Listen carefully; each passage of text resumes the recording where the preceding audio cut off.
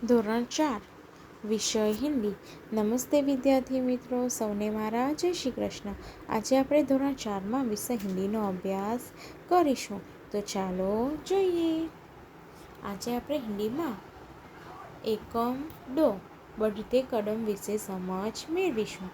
એકમ દો बढ़ते कदम।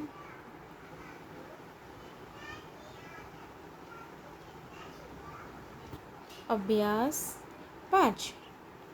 यह इस, वह उस, ये इन, वे उन। અહીં યહ સાથે ઈસનો ઉપયોગ થાય। યહ સાથે ઈસનો, વહ સાથે ઉસનો, યે સાથે ઇનનો અને વે સાથે ઉનનો શબ્દ પ્રયોગ થાય। યહ ઈશ, વહ ઉશ, યે ઇન, વે ઉન। અહીં ઉદાહરણ આપેલા છે। यह अरविंद है, इसके पास किताब है। આ અરવિંદ છે, એની પાસે પુસ્તક છે। यह अरविंद है, इसके पास किताब है। આ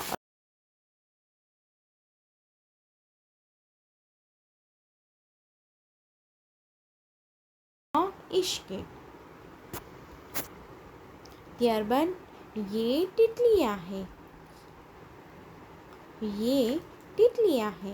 આ પતંગિયાઓ છે, इनके पंख रंग बिरंगी है। એની પાંખો રંગબેરંગી છે, એની પાંખો રંગબેરંગી છે।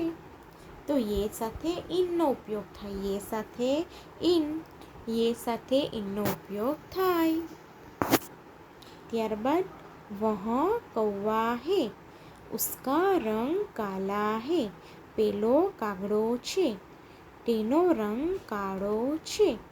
वह कौवा है, તેનો રંગ કાળો છે। वह સાથે उसका શબ્દનો પ્રયોગ થાય। वह સાથે उसका, वह સાથે उसका।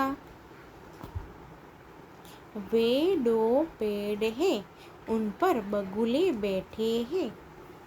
પેલા બે ઝાડ છે, પેલા બે ઝાડ છે, એના પર બગલા બેઠા છે, એના ઉપર બગલા બેઠા છે।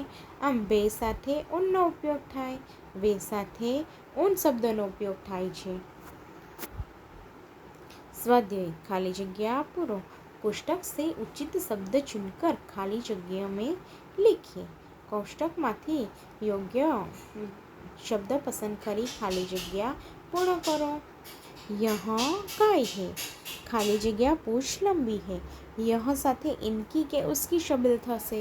यह साथे इसकी, यह साथे इसकी शब्दनो उपयोग थશે।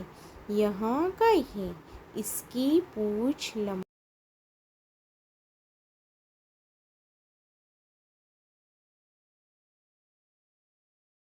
जवाब आवશે इनके। ये कुत्ते हैं, इनके मुंह में रोटियां हैं। ये कुत्ते हैं, इनके मुंह में रोटियां हैं। वह घोड़ा है, खाली जगह रंग सफेद है। उसका के उनका। जवाब आवશે उसका रंग सफेद है। वह घोड़ा है, उसका रंग सफेद है। वे फूल है, खाली जगह रंग सुंदर है। तो जवाब आवશે उनका। वे फूल है, उनका रंग सुंदर है। आम यह साथे इस, ये साथे इन, वह साथे उस અને વે સાથે ઉન શબ્દનો પ્રયોગ થાય છે। यह गाय है, इसकी पूंछ लंबी है। ये कुत्ते हैं, इनके मुंह में रोटियां हैं। वह घोड़ा है, उसका रंग सफेद है। वे फूल है, उनका रंग सुंदर है।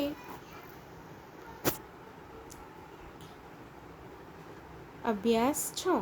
मैं એટલે હું, हम એટલે અમે આપણે, तुम એટલે તમે, आप એટલે આપ।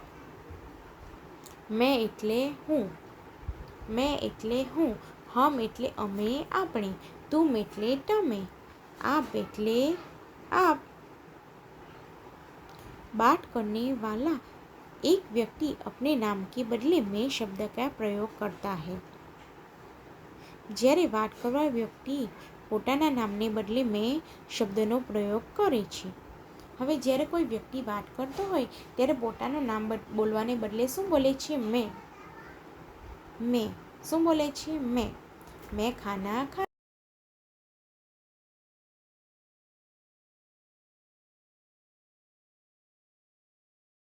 वाला एक से अधिक व्यक्ति अपने नाम या मैं के बदले हम शब्द का प्रयोग करते हैं.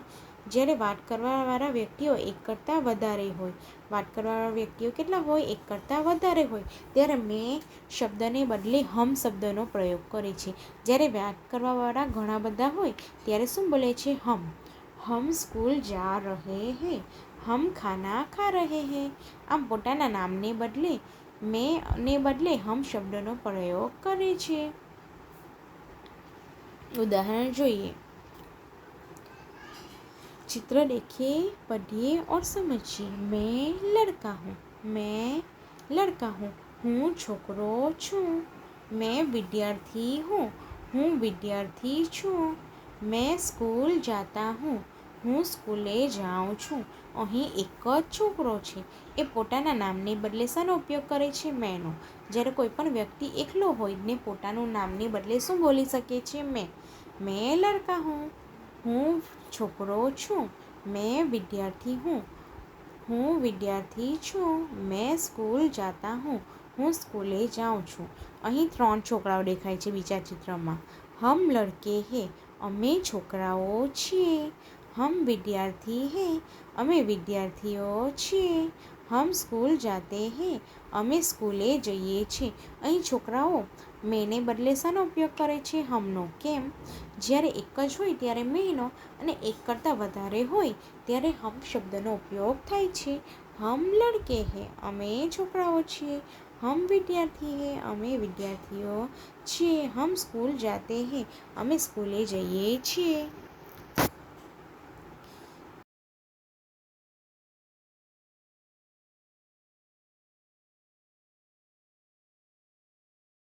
છું. મેં સ્કૂલ જાતી હું. હું સ્કૂલે જાઉં છું. હવે અહીં વધારે છોકરીઓ છે ત્યારે આપણે શાનો ઉપયોગ કરીશું? હમ લડકિયા હે. અમે છોકરીઓ છીએ. હમ વિદ્યાર્થિનિયા હે. અમે વિદ્યાર્થિનીઓ છીએ.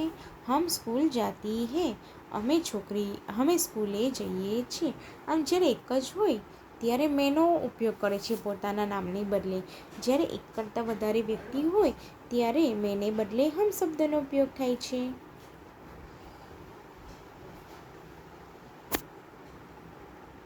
હમ પઢતે હે. અમે ભણીએ છીએ. હમ પઢતી હે. અમે ભણીએ છીએ. અહીં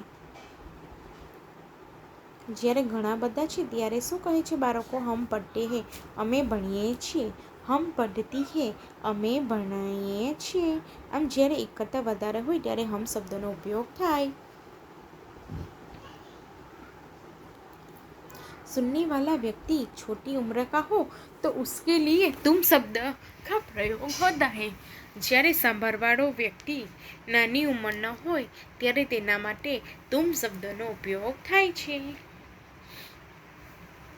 तुम विद्यार्थी हो. तुम चौथी कक्षा में पढ़ते हो. તું વિદ્યાર્થી છે. તું ચોથી એટલે કે ચોથા ધોરણમાં ભણે છે. તું વિદ્યાર્થી છે. તું ચોથા ધોરણમાં ભણે છે. तुम विद्यार्थिनी हो. तुम चौथी कक्षा में पढ़ती हो. તું વિદ્યાર્થીની છે. તું ચોથા ધોરણમાં ભણે છે. આમ જ્યારે સાંભળવાવાળો નાની ઉંમરનો હોય ત્યારે તુમ શબ્દ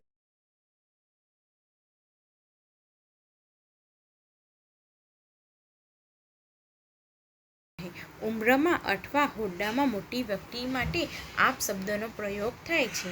જ્યારે વ્યક્તિ ઉંમરમાં મોટી હોય અથવા મોટા પદ કે હોદ્દા પર હોય તેવા વ્યક્તિઓ માટે આપ શબ્દનો ઉપયોગ થાય. ઉંમરમાં મોટા એટલે આપણા કરતાં મોટા હોય અને જે ડૉક્ટર, વકીલ, ખેડૂત, શિક્ષક વગેરે હોદ્દામાં મોટા વ્યક્તિ હોય તેના માટે આપ શબ્દનો ઉપયોગ થાય છે.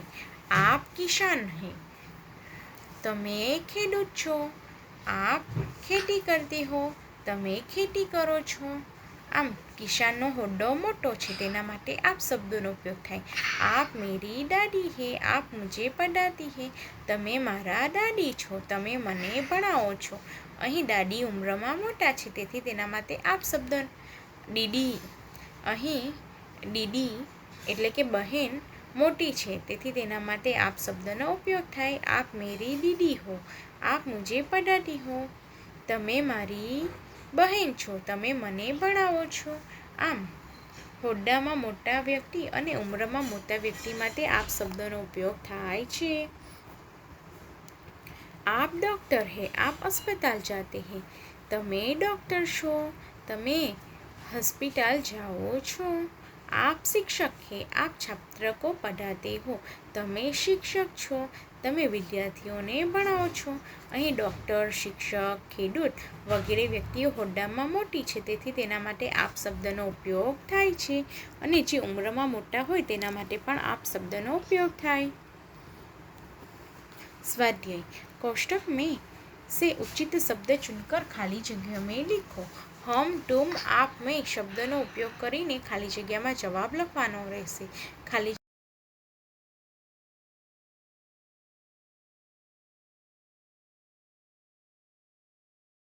હો, બચ્ચે એટલે કે નાના વ્યક્તિ છે તો તેના માટે શું વપરાશે? તુમ. તુમ અભી બચ્ચે હો, તુમ અભી બચ્ચે હો. ત્યારબાદ આવશે 3 નંબર. હમ વિદ્યાર્થી હે. અહીં ઘણા બાળકોની વાત છે તેથી શું આવશે? હમ વિદ્યાર્થી હે. ત્યારબાદ છે ડૉક્ટર આપેલું તો ડૉક્ટર માટે કયો શબ્દ વપરાશે? આપ. આપ ડૉક્ટર હે. मैं तुषार हूँ, तुम अभी बच्चे हो. हम विद्यार्थी हैं, आप डॉक्टर हैं. कोष्टक में से उचित शब्द चुनकर खाली जगह में लिखो. खाली जगह लड़का हूँ, मैं के हम तो जवाब आवશે मैं लड़का हूँ. ત્યારબાદ 2 નંબર. ખાલી જગ્યા લડકે હે. मैं के हम. અહીં લડકે એટલે કે છોકરાઓ એક કરતાં વધારે તો શું આવશે? हम लड़के हैं. ત્યારબાદ 3 નંબર. ખાલી જગ્યા छोटी हो. तुम के आप, तुम छोटी हो. ખાલી જગ્યા ધોબી હે તો ધોબી માટે આવશે आप धोबी है. ત્યારબાદ છે 5. ખાલી જગ્યા શિક્ષક હે. आप के तुम, आप આવશે. आप शिक्षक है. આમ 1 નંબર. मैं लड़का हूँ, हम लड़के हैं. तुम छोटी हो, आप धोबी है, आप शिक्षक है. गलत शब्दों को काट दीजिए. वह, हम, तुम खेलते हैं તો અહીં वह અને तुम શબ્દ છીંકવાનો રહેશે તો શબ્દ વાક્ય બનશે हम खेलते हैं. 2 નંબર. मैं અને આપને છીંકવાનો રહેશે તો શબ્દ બનશે तुम शरारती हो. 3.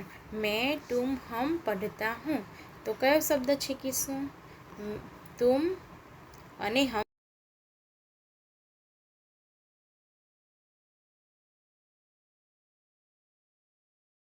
डरते हो. मैं, आप શબ્દ છીંકવાનો રહેશે તો વાક્ય બનશે तुम डरते हो. 5 નંબર. मैं, हम, तुम लड़कियां हैं તો मैं અને तुम શબ્દ છીંકવાનો રહેશે તો વાક્ય બનશે हम लड़कियां हैं. 6 નંબર. मैं, तुम, आप चाचाजी હોય તો અહીં मैं અને तुम છીંકવાનો રહેશે તો વાક્ય બનશે आप चाचाजी है. हम खेलते हैं, तुम शरारती हो. मैं पढ़ता हूँ, तुम डरते हो. हम लड़कियां हैं, आप चाचाजी है. આમ ગલત શબ્દો કો કાટ દીजिए. આભાર.